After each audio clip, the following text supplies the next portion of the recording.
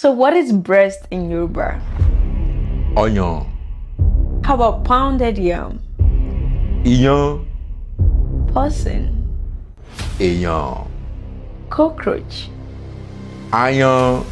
9. Ẹ̀sán. To avenge. Gbẹ̀san. Afternoon.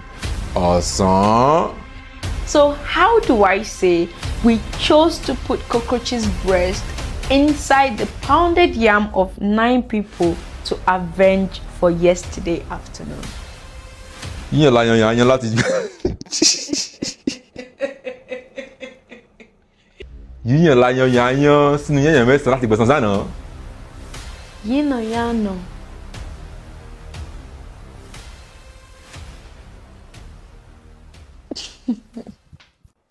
A joke, right?